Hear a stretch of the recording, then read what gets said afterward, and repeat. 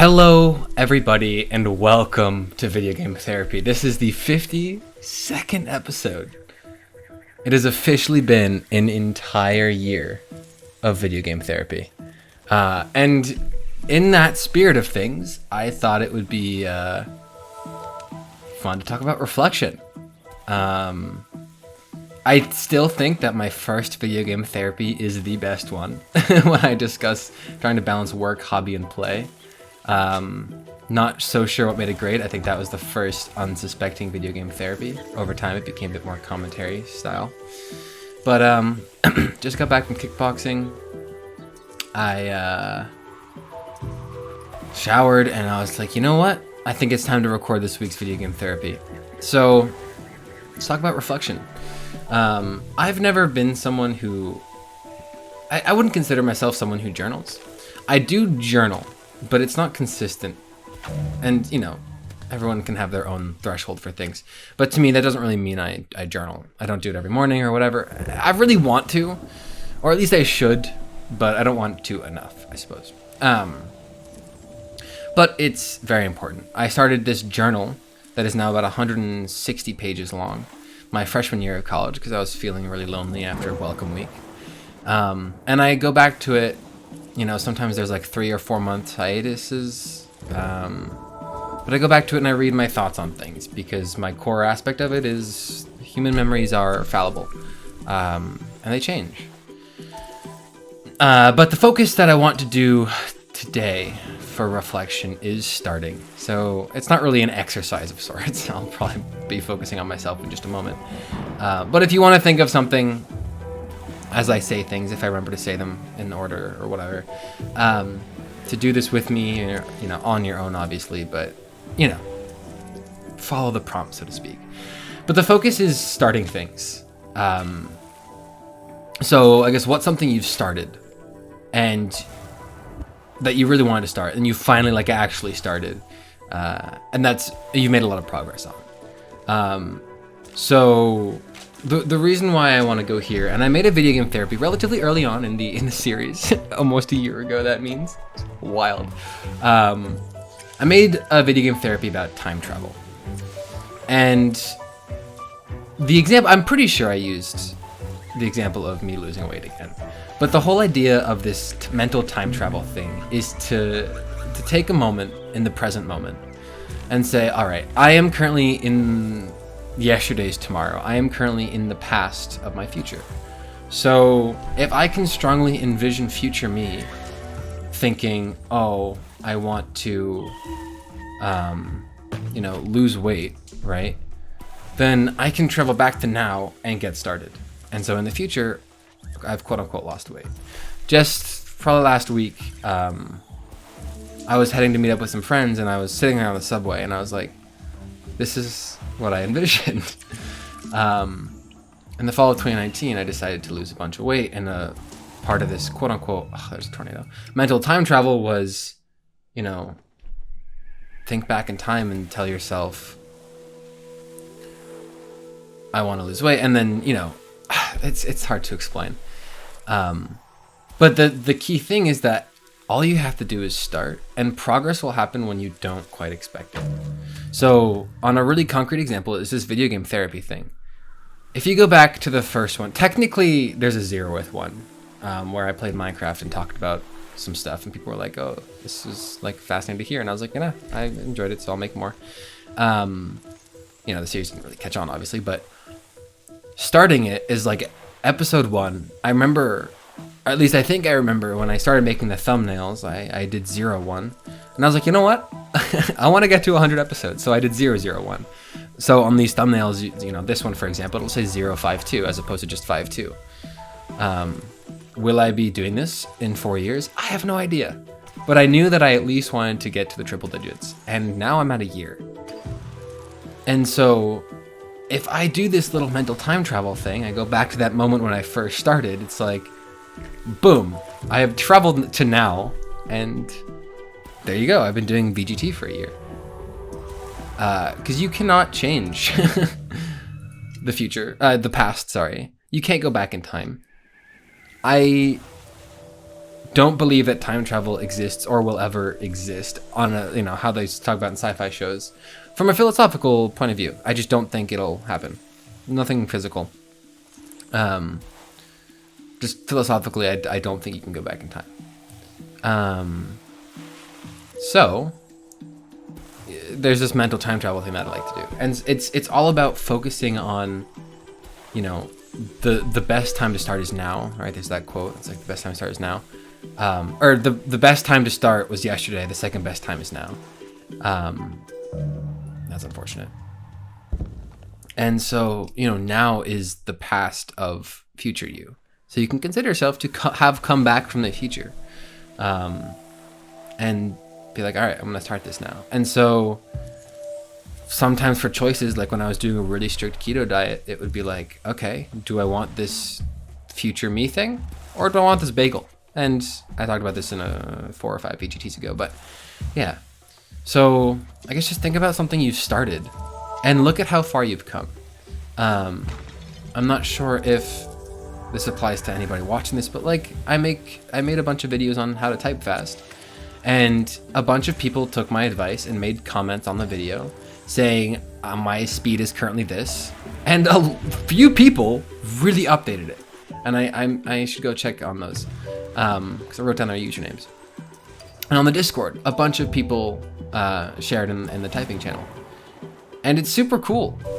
I love to see it because you all of a sudden, it's like back in, you know, when the video first quote unquote blew up, was October of 2020. You go back and you see people are like, oh, my words per minute is currently, you know, 40. And later, like several months later, it's like I hit 120 today. And it's like, damn, that's so cool. Because progress is a little elusive. You never really notice it. When I was losing weight, they said don't weigh yourself every day. You're not going to see a difference. It'll always be margin of error. Someday you might be like, ooh, I lost, you know, 0.4 pounds. But another day you might literally be like, oh, I gained 1.5 pounds. And it's just because it's margin of error in these things. But it goes the same for everything.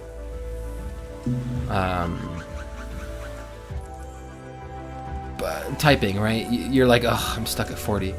Ugh, I'm stuck at 90. Ugh, I'm stuck at 120. But what you don't realize is that you were once considering yourself to be stuck at 40. And yet, now you're at 120. So, I used to consider myself stuck at 140, for example, when I was in Paris and doing this little challenge thingy. Now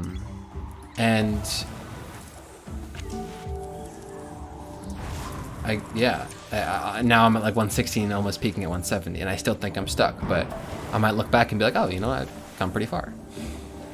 And so it's really all about starting and then keeping up consistency from there. You know, for me, one thing that reflection is important because it for the things you have made progress on, it reminds you that yes, you've made progress. Because we can get so caught up in our current ability and comparing to others and whatever. Damn. But it's also important because, and I'd argue more important, for when we fail. For example, art skills. I still suck at art. And I just haven't drilled a habit into myself. I don't know what it is. I really want to get good, but I haven't drilled it into me. I've had on my schedule, you know, for the past like 3 weeks, these 2.5-hour mandatory art blocks, but they almost always get pushed back because I'm seeing them as optional, for whatever reason. And so I barely draw, and therefore I don't get better. And so when I reflect, I think, you know, I tried to start. But what's good is that I can say, okay, this didn't work. That didn't work. This other thing clearly didn't work. Maybe I need to enroll in something that is more deadline heavy, that is more of an external deadline. Maybe I need to give myself an external deadline, that I can't quite do this on my own, like I have so many other things. Yeah. Reflection in a nutshell. It's just it's more fun when you get to look back on the things you've improved on. Also, actually, an additional note is, and this is kind of talked about by Mark Manson in his book, The Subtle Art of Not Giving a Frick. think about other people's progress or what they would reflect on. For example, if you're on Instagram and you see, I guess in my case, it might be like someone boxing or something, and they're really good. And they're really fast. They got their footwork down. Maybe I'm like, oh man, I wish I had that kind of footwork. Well, think about the amount of practice they had to put in. So, some people are, as professional boxers are, they need to practice all day, every day. Olympic archers shoot, I think, like 1,000 arrows a day, if not more. So if I want to get that good at archery, right, I need to shoot 1,000 arrows or more. And think about the other people's progress. And to me, that can sometimes feel a little inspiring. Okay, well, I've been to archery twice this week, and I maybe shot... Okay, I should try to think of an actual number. We had like 10, 12 rounds, and I have maybe between 120 and 160 arrows in an hour session. That seems like too many, just based on how slow the sessions go. I shoot fast and I have to wait a while. Anyway, maybe I should slow down my shooting. But thinking about other people's progress can also be a guide for your own. So you see people like, oh, and you think, oh, I can never be that skilled. Well, no. You only say that because you haven't put in the several hours of practice they have. Or so I think. I like to believe. That's kind of it. That's my spiel. I'm in a decently good headspace, so this video game therapy was a little not too deep, but it's just really fun to look back on it. And I'm curious now if I wrote anything on my Trello board, because I wrote down the card to record this. Because video game therapy feels, as of like inconsistency, where the impermanent are hard to lose because they feel like staples in life. Oh, so the second half of reflection, I guess, is reflecting on the things outside of your control. Because, actually, that's a good point. I'm glad I checked. When we improve at something, we also move on from something.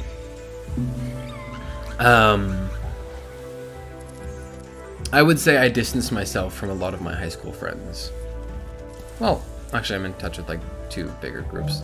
Frick, dude. I thought I would avoid them if I jumped. Maybe that's a poor example.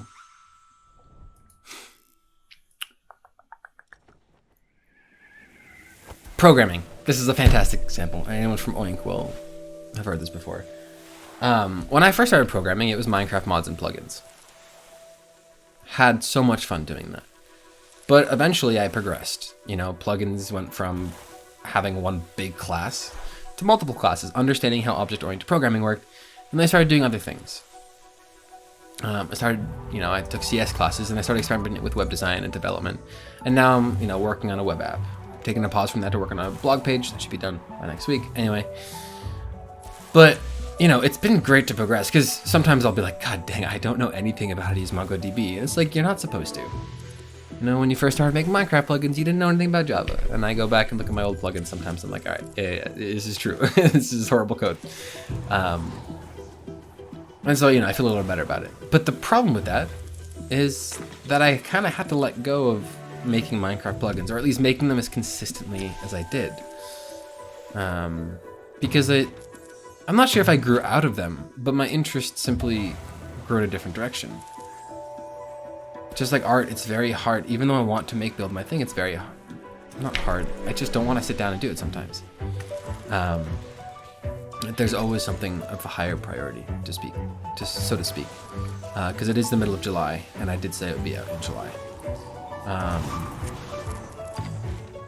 But yeah. So be careful, I guess. I guess this is the more reflecty part of reflection. Funny joke. Reflection is scary. Moving forward is scary, I should say. So when we reflect on what we've made progress on, we reflect on how we've moved forward, and with that comes what we've let go of. Moving to school again a little early. Not living at home anymore. And in an ideal situation, I will never live at home again. Well, at least not. I will eventually have my own home. Never mind. If you get it, you get it. If you don't worry about it.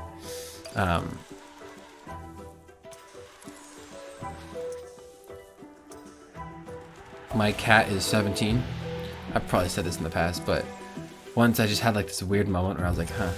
She's like one of the very few, non-family staples that has been around my entire life, my entire conscious life. Like I moved a few times. It was a strange feeling. And, once I'm graduating college early and I'm finally making friends and stuff. And so when I do, graduate, if I don't stay in New York, it's kind of rough.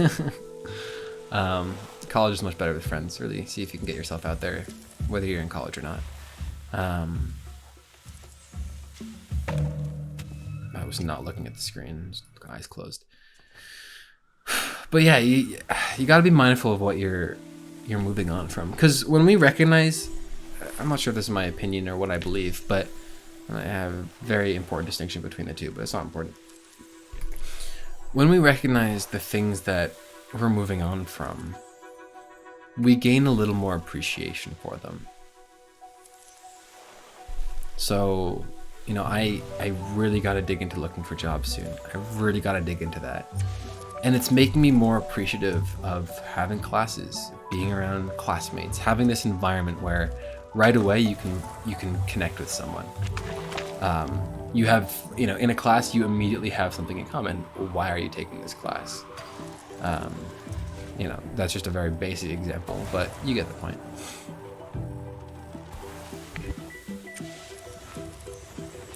And it just, I don't know, makes you more appreciative of having those things when you realize that you will inevitably no longer have them. Whew, that's a thing. I'm trying to think of other things. I mean, I'm sure there are so many. The first thing that comes to mind is this YouTube channel. Well, Cowdino Arcade and Lifestyle, I guess.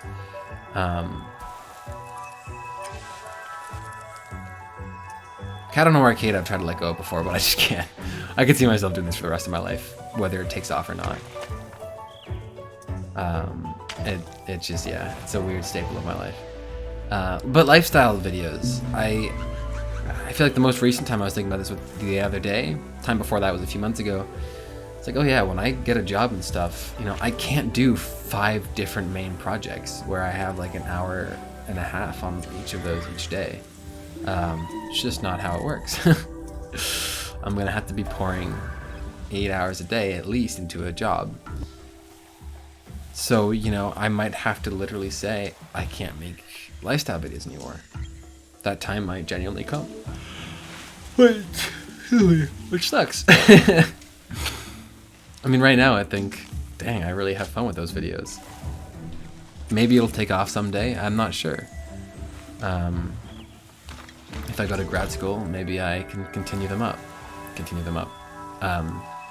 Continue making those videos. But if I have a full-time, I could probably still do it with a full-time. I could definitely still do it if I prioritize it. But like if I also want to make a game, it's like all of a sudden I have 8 less hours in a day. So it's a tough decision. Now, I really want to get this double backflip in one run now that I've survived an entire night. But we're at almost 20 minutes. So I'll talk a little more and we'll end it, depending on whether or not. I'll just get this off camera, worst case. But yeah, I started with an agenda, but I definitely strayed. If you're working on something or you want to do something, just start. Because future you is the one who profits from it. When I do time blocking, which is like putting aside time in my calendar for certain things, it's past me told me now to do this. This isn't, I don't wake up on a Monday and say, all right, I'm gonna work on build my thing development or whatever. It's past me put aside time for this thing and said, I want to do this. The past me didn't want to do it right now. Past me said future me can take care of it. And now I'm future me. I'm not sure if that makes sense, but with video game therapy, it was like, using it as an example maybe, it probably wasn't like this. Excuse me. I'm hungry, I need to eat something. Probably wasn't like this at the start, but I was like, oh, I want to make this to a year at some point. And future me, which is now present me, has done that. We're officially at part 52. But past me didn't do that for past me, he did it for future me. And in a way, you know, the present me, I guess, the future me, whatever, present and future, and then present and past can be the same thing depending on how you talk about them. So I apologize if this gets confusing. I'm benefiting from the fact that we're on episode 52 of Video Game Therapy.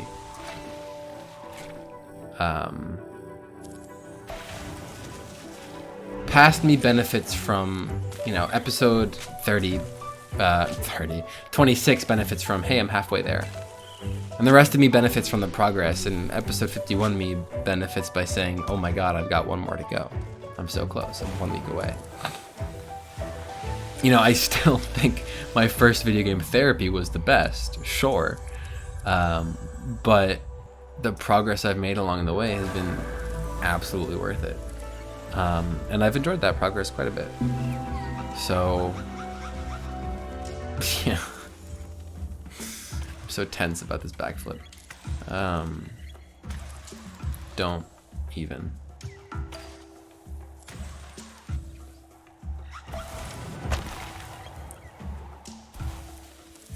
Yeah, I'm trying to think of other examples because there's definitely better ones in the Video Game Therapy. It just feels like the more concrete one that I can talk about.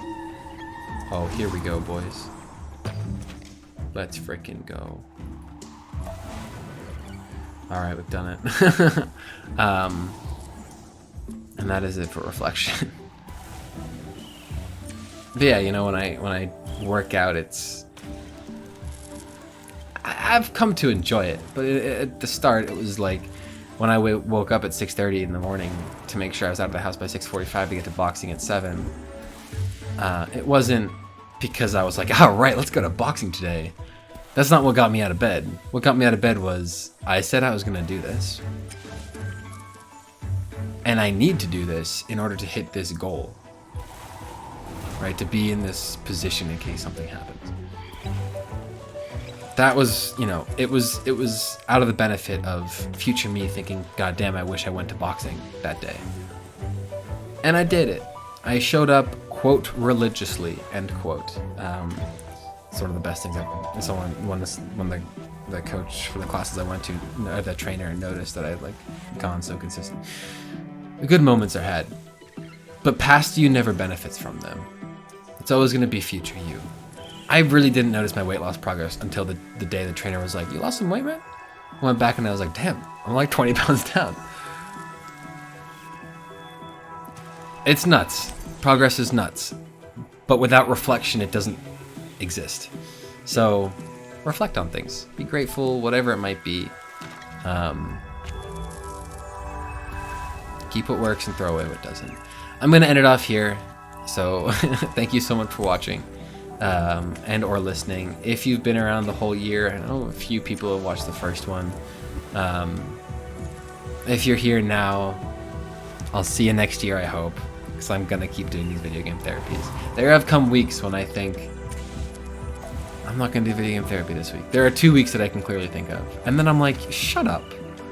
It's so little editing. You get to talk about some random thing. It's not that much work, my friend. So yeah, thank you so much for watching and or listening.